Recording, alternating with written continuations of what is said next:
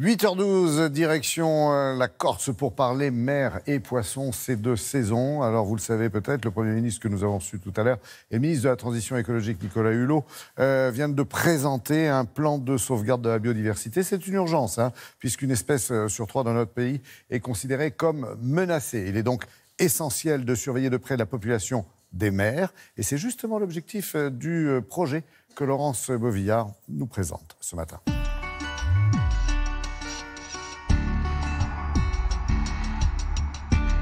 En Corse, depuis quelques années, il devient difficile de capturer certaines espèces de poissons ou de crustacés comme le mérou, le denti, la langouste ou l'oursin. Pour la première fois, des pêcheurs professionnels se sont associés avec des chercheurs de l'Université de Corse pour monter un projet de restauration de certaines espèces dites vulnérables.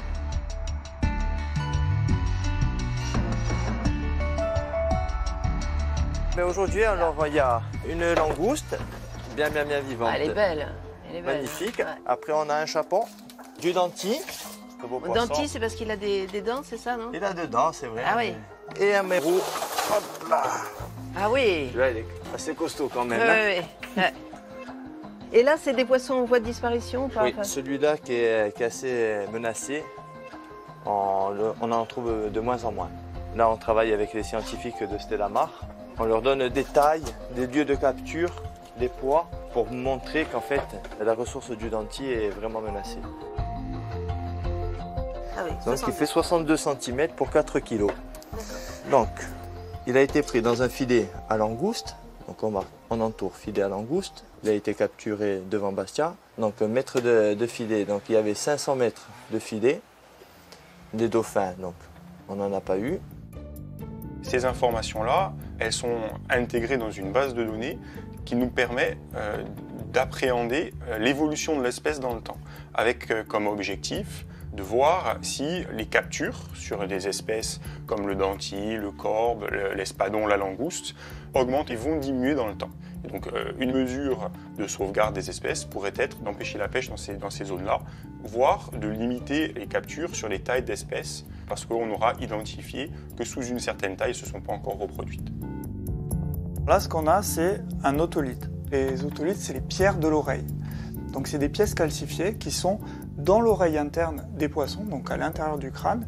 C'est un peu comme un tronc d'arbre. Quand on va le couper, on va observer des stries. Et donc là, on peut estimer l'âge des poissons en années.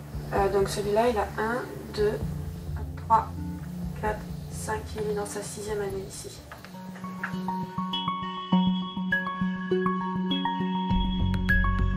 Vous avez combien des reproducteurs ici? Une vingtaine? Une quarantaine. Une quarantaine.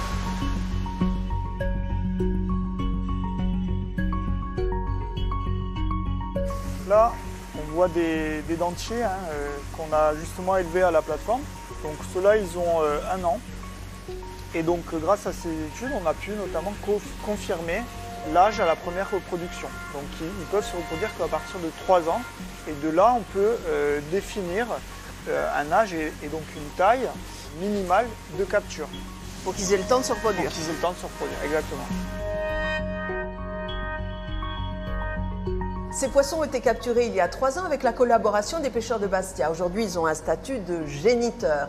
Et les informations récoltées par les scientifiques ont permis d'envisager une filière aquaculture en Corse, ce qui économiquement est très intéressant, mais également de donner les premiers conseils concrets pour une pêche durable, intelligente, qui permettrait de restaurer les populations vulnérables locales.